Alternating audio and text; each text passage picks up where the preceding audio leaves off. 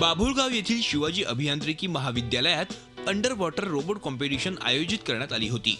यात विदर्भातील अकोल्यासह बुलढाणा, अमरावती, पुसद, यवतमाळ येथील अभियांत्रिकी महाविद्यालयांच्या 20 सामूंनी सहभाग नोंदवला। साध्या आणि सहज उपलब्ध असलेल्या गोष्टींची योग्य जोडणी आणि तंत्रज्ञानाचा वापर करून या विद्यार्थ्यांनी असे पाण्यात चाललेले रोबोट तयार केले। पंतप्रधानांच्या मेक इन इंडिया पासून प्रेरणा घेत तयार करण्यात आलेले हे रोबोट्स भविष्यात बहुपयोगी ठरणारे आहेत। हा आरओव्ही टाईपचा रोबोट आहे। हा मी याच्यामध्ये मायक्रो कंट्रोलर यूज करून तयार केलेला आहे। याची जी चेसी बनवलेली आहे मी ती पीव्हीसी पाईपनी बनवलेली आहे। पीव्हीसी म्हणजे पॉलिव्हिनिल क्लोराईड ह्याच्याने बनवलेला आहे। त्याच्यानंतर ह्याच्यामध्ये मायक्रो कंट्रोलरचा पण आम्ही यूज केलेला आहे।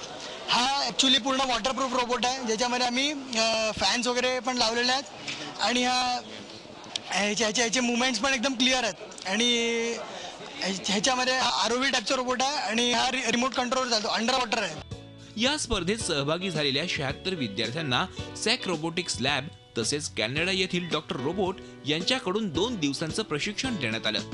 त्यानंतर ही स्पर्धा आयोजित करण्यात आली आणि त्यातून 3 विजेत्यांची निवड करण्यात आली।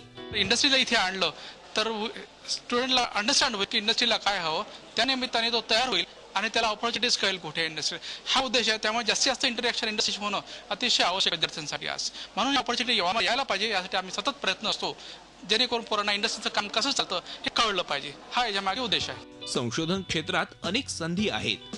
आपल्या विद्यार्थ्यांनी याकडे संवेदनशील आणि सकारात्मक दृष्टिकोनातून पाहिलं तर पुढच्या काळात अनेक आंतरराष्ट्रीय संशोधनाची पेटंट भारतीयांच्या नावावर झाल्यास नवल वाटायला नको।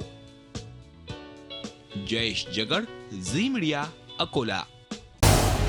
झी 24 तास रहा एक पाऊल पुढे।